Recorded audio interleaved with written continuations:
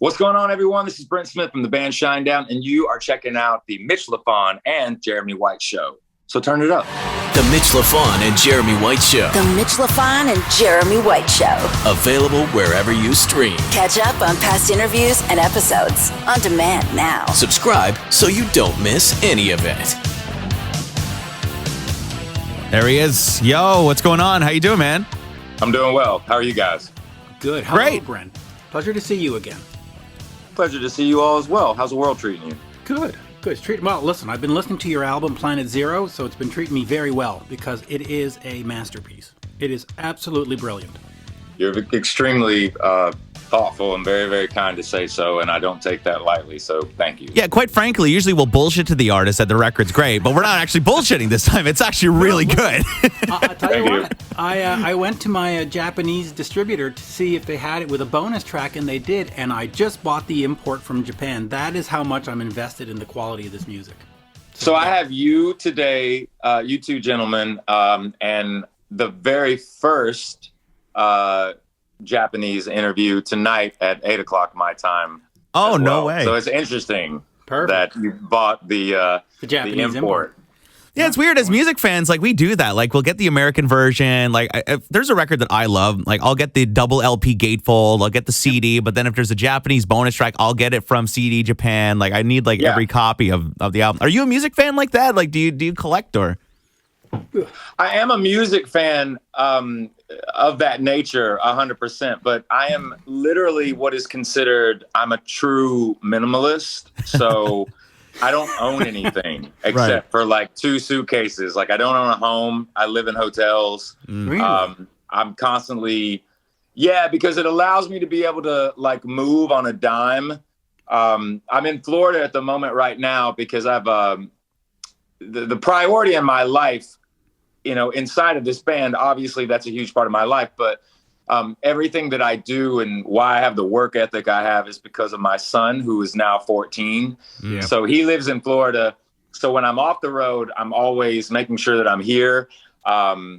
If I'm not on cycle or what have you, but I don't keep anything really. I'm the opposite of a hoarder. That's fun. It's funny because I have their all access pass in front of me from the last. I'm not going to show it here, but it's completely minimalist. All it says is Supreme on an exclamation point, and there's nothing else. There you go. And by the way, that show in Montreal, I'm trying to think who was that with. Stone Temple Pilots. Who was it with that tour? No, it was. I think it was Papa Roach, wasn't it? Was it Papa Roach? I believe so. Anyway, what a show! That, you know, I'm an older gentleman. I'm in my 50s. Yeah. And I'm supposed to sit here and tell you about how great Cheap Trick and Aerosmith and, you know, Kiss is and all that stuff. And I'm not supposed to like new bands. I'm supposed to go, oh, new music sucks. But I saw you live. And then I had a chance to chat with you backstage with Eric.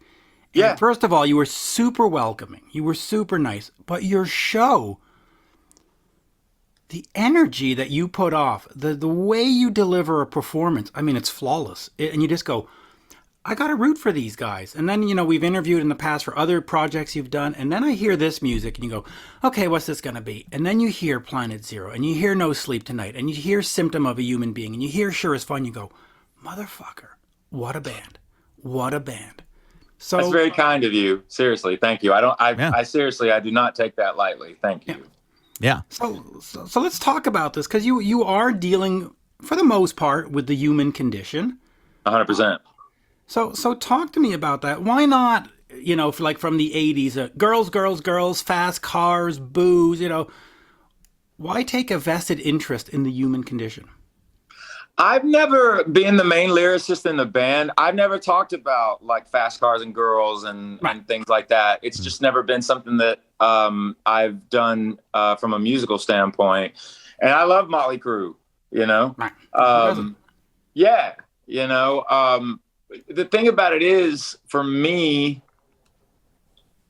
it's interesting because I've been talking about, you know, for the last 20 years, I've been talking about mental health before it was in the news. Right. You know, there's one element about this band that's very specific, and that does have to do with the audience, whether they've been there from the beginning or they're just kind of trying to figure out who we are and they're just coming into contact with us, if you will.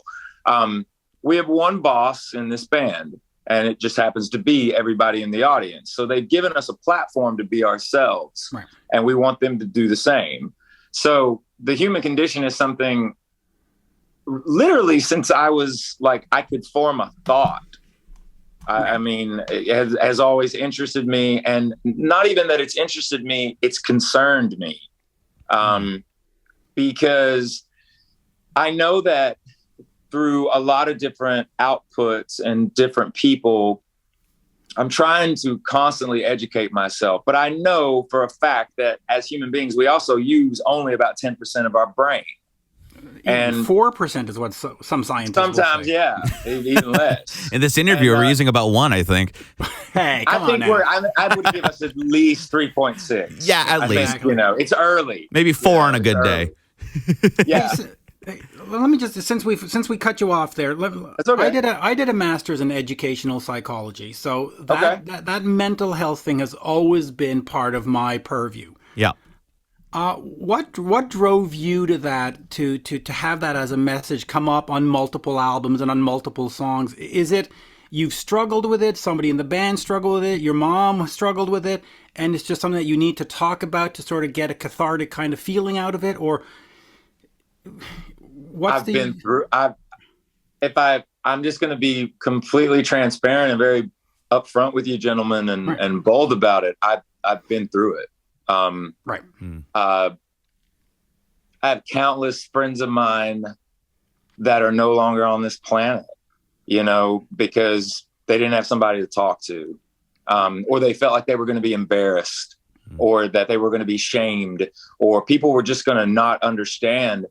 And I tell people the worst thing that you can do if you see somebody in your family or a friend or even a perfect stranger, to be honest with you, or a complete stranger, I should say, the worst thing you could do is stay quiet if you see something is off. Yeah. And a lot of times people will also say, well, that's none of my business. Well, make it your business, because you could potentially save somebody's life. I agree. When I see somebody who's suffering, I am willing to lose my friendship by, confronting them and saying, you need help. And if they say, fuck off, it's none of your business, you go, you know what? This is worth me getting involved and telling you something, And look, I want to give you the other side of that. Also, I have friends of mine that they did have a breaking point, whether it was psychological or whether it was substance abuse or an addiction issue, which a lot of times it is. Yeah. They did speak up. They had gotten to a place where they had hit a rock bottom, and they said, I can't do this on my own. And I need help. Yeah. And I have a lot of people that I know that have gone down that route, and luckily they've been able to come back from it. And really have a new lease on life and a new outlook on life. But the thing is, we're in a world right now. It's interesting, man, because people talk about the internet being undefeated. I always tell people, no, it's actually not true. Mother Nature is undefeated. Yeah. And you have to listen to her. And the dynamic of it also is, not to get too spatial here, but I believe in the universe. I believe that the universe pushes and pulls you in different directions, and you gravitate towards who you're supposed to gravitate towards at certain times, because you're not in complete control of your destiny. You're in control of your destiny, but you have to pay attention to what's going on around you at all times. And, look, when you're younger, you don't think about things when you're in your 20s like you do when you're in your 40s. 50s. Yeah, or 50s. By the way, you look nowhere near that, and I'm not trying to butter you up, but you don't look anywhere near your age. Oh, thank you very much. Appreciate it. I'm getting close to 60, so hey. Well, you don't look anywhere near your age, man. So you're obviously taking care of yourself. Yeah, but I just finished a 7-kilometer walk before this interview. But just real quick, Jeremy here, he just did rehab, and we had that conversation a couple of months ago. He was going down the path, and he just said, "What do I do?" Yeah, I said, "You got to go." Yeah, how long did you go? Oh, I was at Betty Ford for 30 days, man. Just had to deal with some shit and got through the thing, and just kind of realized you had some, you got some shit that you have to address, and you're kind of self-medicating yourself with different things. And Right. until you really free yourself of those resentments and suppressed emotions and, general dysphoria that you're living with. I mean, you're not going to be able to live life to the fullest extent that you can live it. And that's pretty much what I had to do. And I mean, that was my story. I mean, everybody around me completely supported me and, saw what I was going through and how I was doing it. And it's funny though, because I mean, you look at this day and age, and like there's still stigma around addiction and stuff like that, but there also isn't, because like if you tell somebody that you're having a problem, like the conversations come so far that you can actually talk about it with people that you don't even think you can talk about it with. And that was a bit of an eye opener for me too, because it's when I told like a handful of people about it, they were like, "Oh shit! Well, I didn't know it was that bad." And I'm like, "Oh yeah, it was getting pretty bad," and I didn't feel like I could talk about it. And then when you tell them the story of why and how, and the situational stuff, and they're like, "Oh, okay, yeah, it makes sense." Yeah. And by the way, I don't bring it up to embarrass you. I bring it up because we need to talk about it. Well, it's not embarrassing to me. I mean, geez, I'm the first person to say like, what's going on? Like, let's talk about it. Yeah, I mean, the thing that I look at a lot of times also, when you look at social media and I see the younger generation, I have a 14-year-old son who has an opinion now. But it is important that me and him talk to one another, because one of the elements about raising a teenager too right now is the fact that I have to continuously, and it's my job to do it, and I'm happy to do it as his dad, but I always let him and his friends know, I'm like, remember this about that phone that you have. You're in control of the device. Don't allow the device to be in control of you. And that might sound easy with a younger generation, but here's the other thing too. You got to get on their level. Everybody is a work in progress. No, totally. Really I mean, it's Snapchat is such a weapon these days. It's like, you got to be careful what you're doing with that shit. And TikTok. I mean, TikTok runs a lot of, and it was made famous by the pandemic because everybody was stuck inside. Yeah. And now that's really, TikTok is a huge part of culture now. Yeah. It's not just dancing to like a Drake song anymore. It's kind of like become a thing of its own. Hey, let me and it's heavy in the political sector, man. It just is. Yeah, it is. It really is. Let me just get back to Planet Zero for a second. There are little interludes, little sort of musical motifs that sort of connect the songs. Yeah. Do we consider this a what's the word I'm looking for? Like a concept record? That's a conceptual piece. I'm thinking Operation Mindcrime in my head. I'm going, are we thinking Operation Mind? No. Is it a conceptual album in that sense? Was there a reason to tie it all together? Because it really comes off as a play or as a movie. It's almost like a rock opera in a way.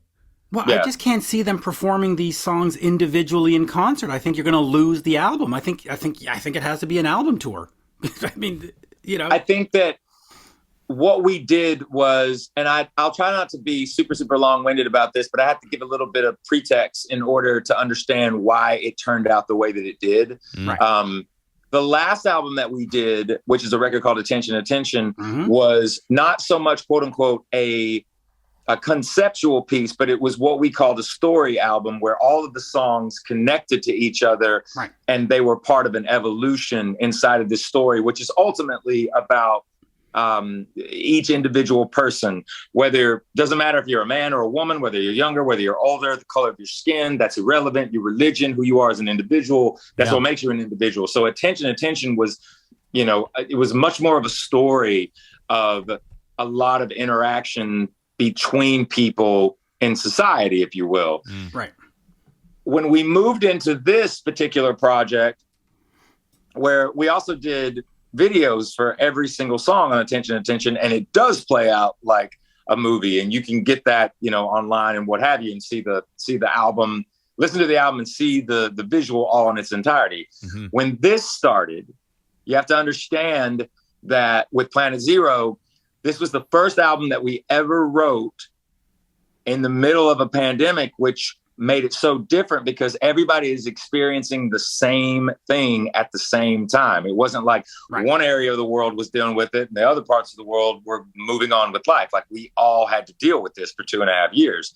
So inside of that, there was, from a psychological standpoint, it's interesting how psychologists get a bad rap sometimes, or therapists get a bad rap sometimes, because they talk about them being shrinks, like, oh, you're going to a shrink or what have you. And it's a negative thing. Yeah, but here's the thing. The interesting thing about that is that that's supposed to be a negative, but the reality of that is why they're called shrinks is because if you really are going to do that and go into therapy to really find out what could be potentially hurting you psychologically in your mental health, that individual has to help you shrink yourself back down to you when you were born. Yeah. You have to start at the beginning and work your way through it. And that's kind of what Planet Zero is. And so it's like waking up in this world that you remember as Earth. But I'll never forget Eric looking at me in June of 2020 when we began the writing process for this. I remember him looking at me and saying, it feels like we are on Planet Zero. Yep. Like everything went back to the beginning.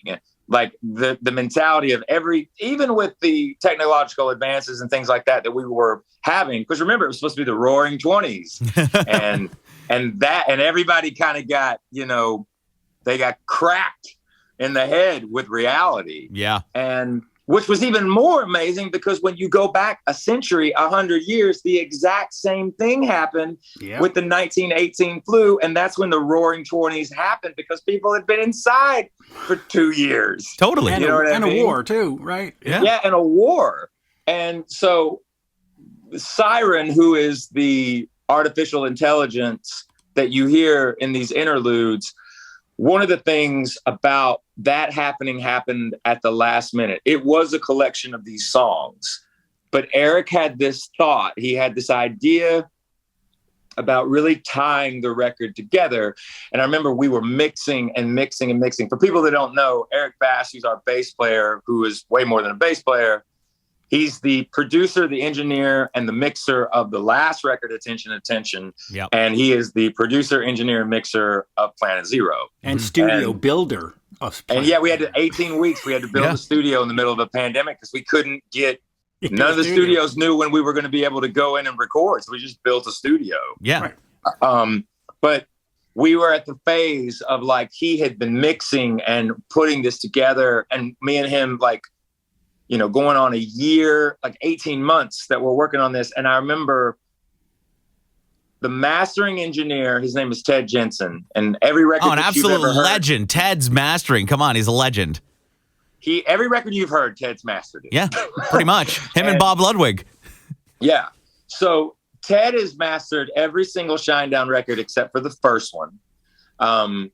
And he's an extremely close friend of the band and myself. We've known him, we're not just in business, we've become really good friends over the years. It's not the Hollywood, let's go for lunch, Yeah, well, a little bit more than that. Ted Ted is one of the coolest cats on earth, man. He really is. I called him on Thursday and I said, what does your schedule look like Monday?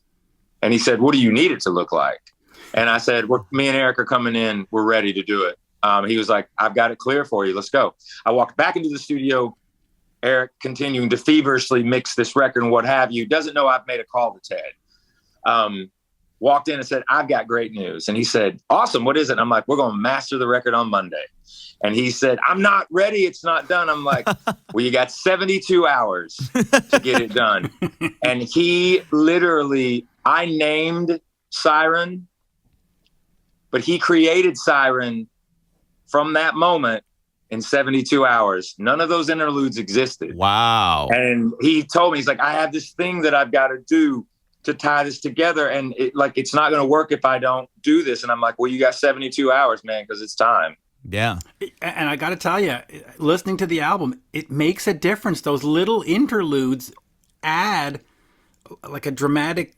It just adds energy and adds a vibe to the record, It just connects it perfectly. Mm-hmm. It's not like fade out, fade in, fade out, fade in. They sort of just blend into this piece of work and you go, wow. Yeah. Look at that. Talk about getting Eric. Half of the record. Oh yeah, go ahead. There was the back half of the record. I don't want to give anything away just yet, but the back half of the record, we literally scrutinized. You asked us if we still, the album is important. The experience of that is important. It is. We literally for 5 days scrutinized on 2 seconds. The back half of the record before the final song on the album, the pause in between what happens to Siren and that song starting, because it's kind of like the last song on the record, which is a song called What You Wanted, is kind of this release in a lot of ways. And I just remember like we scrutinized on like how long from when what happens to Siren happens before that song comes in. Like this stuff, man, we're so hypersensitive to these things when it comes to a record. Yeah, you guys are almost like quality. Yeah, but you're also almost like Mutt Langing it in a way. You're like, oh, is this good enough or is that good enough? You're really We're trying to raise the bar. Imagine Shinedown working with Mutt Lang. The album would come out like in 2030. Yeah. I would love that though. It'd be awesome. I would. So if Mutt's watching, anytime you're ready, man. Well, Jeremy talks to the Mutt camp all the time. So. That's funny. There you go. Just real quick, a symptom of being human, I should say. Symptom of being human. Yes. It is going to be on everybody's playlist for the next 30 years. That is your next big whatever. Just like we listen to Home Sweet Home these days, 30 years later, we're going to be listening to that 30 years from now. Yeah. I appreciate that, man. I you know what? I can only hope. Right, that's it. I was gonna say, talk about working like having Eric as the producer, but also being a member of the band. Like, how come you guys don't bring in like a Mutt Lange or an outside set of ears to help you guys out and give direction? Like, is the band just so confident in the state that you're in now that you're like, no, we can do this on our own? We're never so confident that we think that we're impervious to. Wow, we really missed the boat on that one. You know what I mean? That kind of thing. Like, oh yeah, we know exactly what we're doing. It's like, do you? So our kids help us out a lot. I will say that. Like we'll play some of it, but we're still like dads to our kids. They're like, we'll play them something. And they're like, yeah, it's okay. No, the thing is this. We've had we've been so lucky. We've had amazing teachers, different men and women, engineers, studio managers, just technicians over the years in all the studios that we've been able to be involved with, producers, different songwriters that we've worked with and things like that to kind of like look at our catalog and our approach. One person in particular that I have to give a lot of credit to is a gentleman by the name of Rob Cavallo. Mm-hmm. And for people who don't know who Rob Cavallo is, he's the producer of American Idiot. He's the producer of The Black Parade by, My Chemical Romance. He produced The Sound of Madness, and he produced Amaryllis from us. Mm-hmm. And that time with him, I remember when I met Rob, and what would become the Sound of Madness album. Rob's biggest thing was, you have not found your sound. I have an idea what your sound is. And if you trust me, it's not going to be quick. This isn't going to be an easy process, and it's not going to be a quick process. But if you'll go on this journey with me, I'm ready to do it with you. Right. And that was like a 3-year journey to create that record. And, after doing that and then going on 37, we toured that record for 37 months. Good God. And did over 400 and something shows. We lost count. Wow. On that album cycle alone. And then to go back in, I remember when we were creating Amaryllis, and everybody with the success of Sound of Madness was just like, "What? How are you going to top this? What are you going to do?" And it's like, if you want to go visit Sound of Madness and those songs, you can visit it anytime you want. It's there forever. Like, we're not going to make the same record over and over again. And we always try to not write the same song twice. Mm-hmm. So as you move into, what would be Threat to Survival, where we used actually 5 different producers on that album, and there were 8 mixers on that record, if I believe. So we were using a lot of people on that record. Yeah. But we did that on purpose. And then you move into Attention when we felt as a band that Eric was ready to do it.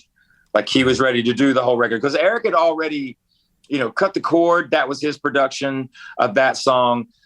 As a writer, he had already started to write, me and him, we wrote Enemies together, I'll Follow You together, Cut the Chord together, Nowhere Kids together. Diamond Eyes was, we wrote that together. That's also Diamond Eyes is Eric's production on that song as well. Her name is Alice. That's Eric's production. It was time for Eric to take the captain's chair for the entire record. Wow. And the reason why too, and the reason for Planet Zero as well, and why it was right for him to do it again, Eric has a great way of putting it. He says, I would rather go crazy making the record rather than watch someone else go crazy trying to make the record. Aha. He has an understanding of who he is and what his role is. And he knows how to left, right brain everything. Like he knows how to bring himself into the band as a songwriter, as a performer.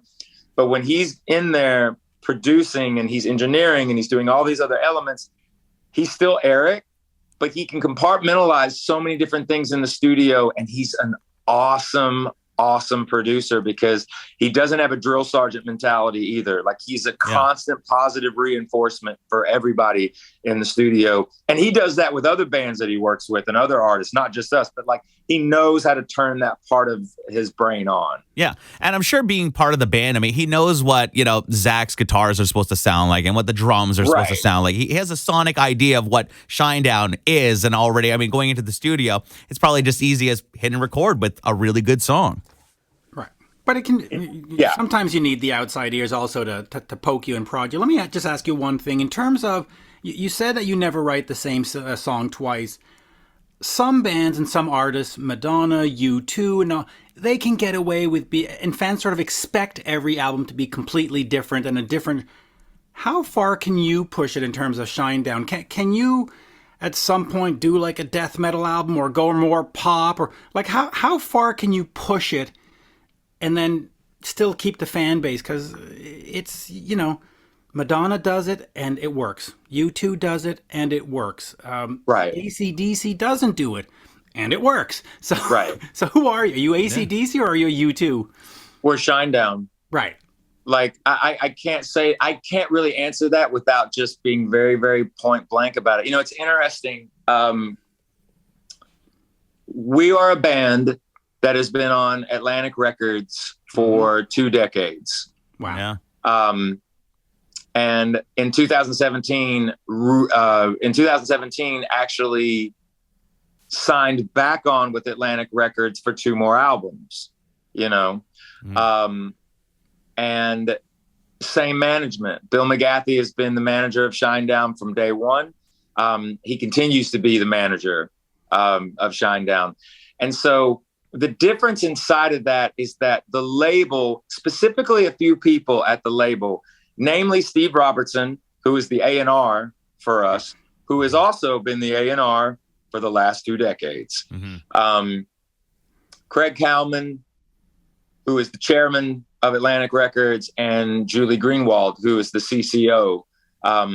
They have never put a clock on us. They have never, ever once gone to us from inception, by the way, from the first album to Planet Zero.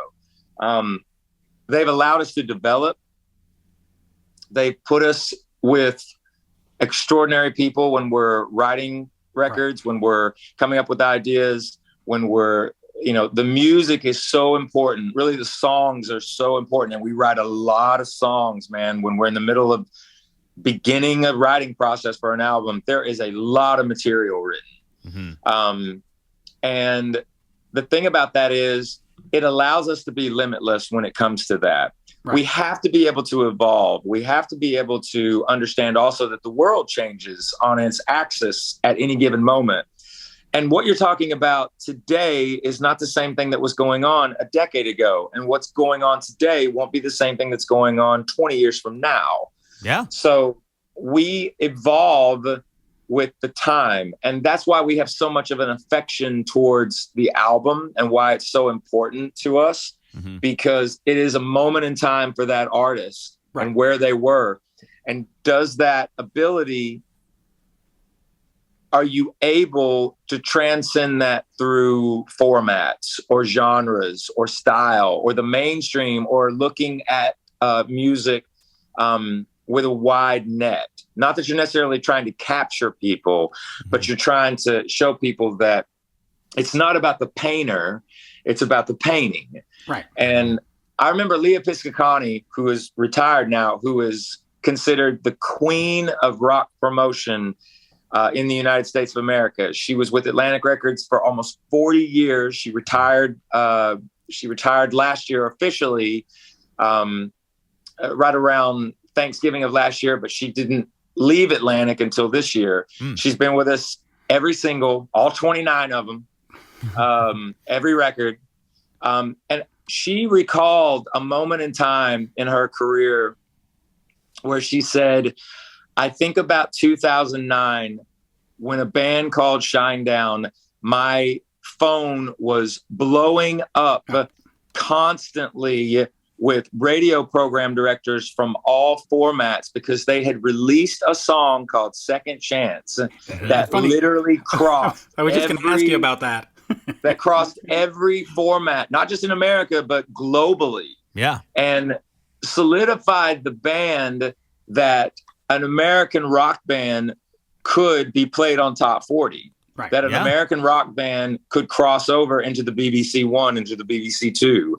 That an American rock band was actually, for a legendary, probably one of the most famous DJs in radio, Casey Kasem, after 40 years of being one of the biggest DJs in the world, when he signed off the air after 40 years in radio, the last song he signed off of, because it was the number one song in the country, was Second Chance. That's crazy. Let me just quickly follow up. That's crazy, man. Well, I just want to quickly, I had a question about Second Chance. When you're talking about Atlantic, have they always trusted your instincts? Have they, or do they get a record and go, yeah, we don't hear another Second Chance. Yeah, could you go write something? Like, have they ever been like that, or have they just said, you know what, we're going to take whatever they give us. We trust this band, and we'll work with whatever they give us? Or do they second guess you every so often? I've never looked at it like they second guess us. I'll be totally like straight up with you guys about it. We are an anomaly when it comes to the quintessential storyline of the record label and the artist. Right. Okay. Because a lot of times the cliche is that, the record company is the man or the woman, and they don't have the artist's best intentions.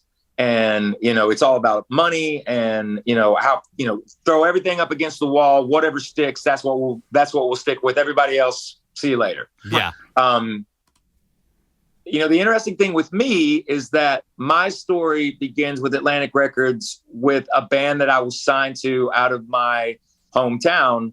Because I'm from Knoxville, Tennessee. I was signed to Atlantic Records with another band that was demoed out. We worked for about 11 months, almost a year demoing. I was dropped by Atlantic Records. And then 2 weeks later, I was called back. I was called back 2 weeks later by Steve Robertson, who was our A&R, and said, I want to sign you to a development deal. And I was like, I don't know what that is. And he said, it was created by Ahmet Ertegun, who is the founder of Atlantic Records, God rest his soul.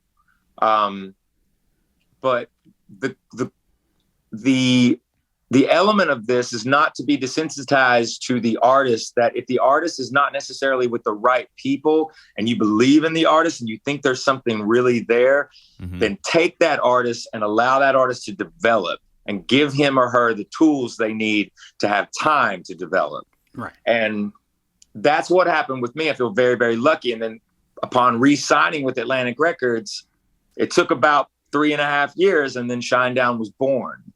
But inside of that, with the label, because I have a different relationship with them, and our story is a bit Shakespearean in a way, they've never, no, in answer to your question, they've always said to me, turn it in when you when you believe it's ready. So they trust when this you. is when you believe that this is truly who you are. Right.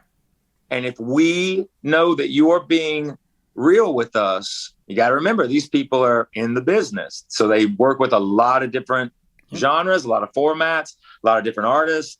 Yeah. They know if a lot of them do know, especially the ones that are still in the game, because they're in it because they do understand.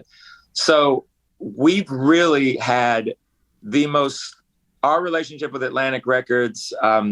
Yes, it's a business, but these people are family to me, and they've always trusted me.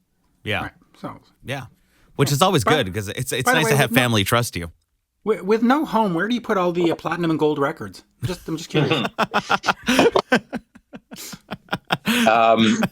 I can store them here if you want. I'm fine. I'm going to be totally honest with you. So about a decade ago, my parents lived in a town called Seymour, Tennessee. It's probably like 25 minutes outside of Knoxville, Tennessee. And they had an unfinished basement.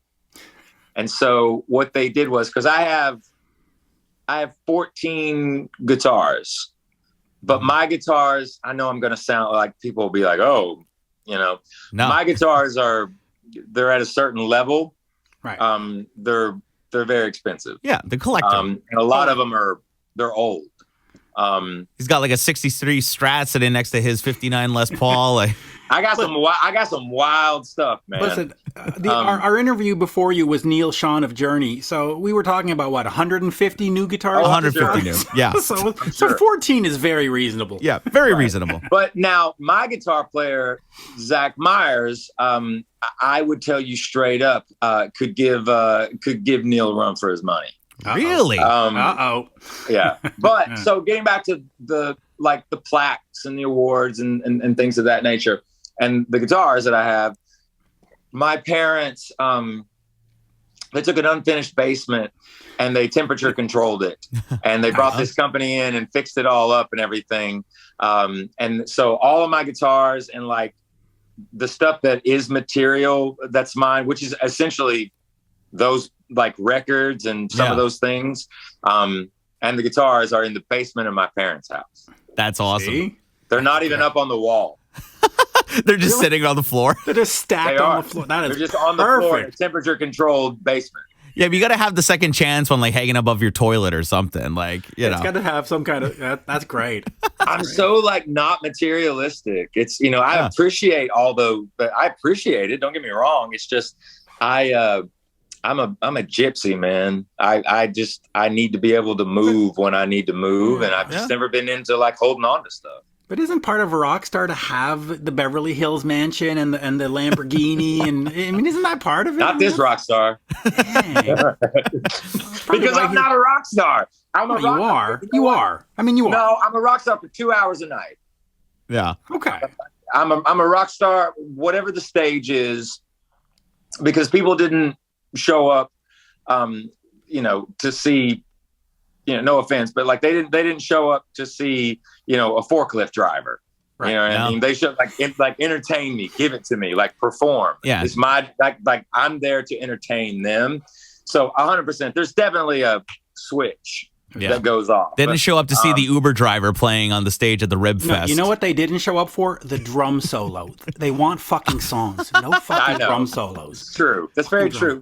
That's why Barry doesn't do a drum solo. Smart. Oh, that's right. See, that's why Mitch loves seeing Shinedown live. There's no drum solo. There is no drum solo. Such a waste of 4 minutes. Anyway. Jokes aside.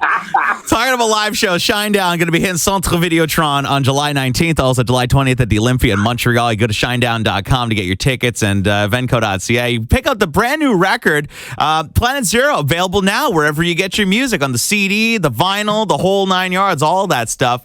Man, it was so great to chat with you. Last thing before we go, you talked about Casey Kasem, you talked about radio and the crossover and stuff, because I'm in radio, and I talk about just how important radio's been to you through the last couple of years, and what's the difference you notice between radio and streaming these days? The interesting thing is that, first of all, in answer to your question, terrestrial radio for this band has been it's been everything for our success. It really has. Like in the beginning, the idea was like cover the Rolling Stone. We're going to be all over MTV. You have this kind of preconceived notion of what it's going to be like. And if I'm being honest, they didn't like us. You know, they didn't understand us. They didn't get us. Radio did. Radio tapped in, especially early on, active and mainstream rock radio and alternative early on too. Like they tapped in to what I noticed from them. And here's the thing with that though too, we never said no to radio at all. Whatever they wanted, whatever they needed us to do, whatever time in the morning we needed to get up and play the morning show, we never said no. I mean, and they're so important now. Yes, the landscape has changed, but you know, I'll give you an example.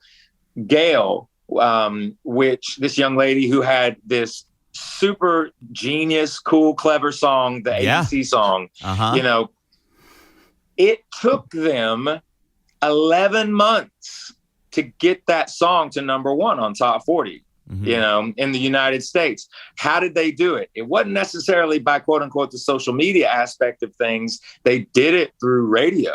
You know, they did it through, she did every single thing in the midst of a pandemic too. She utilized Zoom. She utilized all these things because they were sending that song out. And I mean, and Pete Gambard, who is the head of A&R for Atlantic Records, had a lot to do with that. So did Kevin Weaver from Atlantic Records in the West Coast office.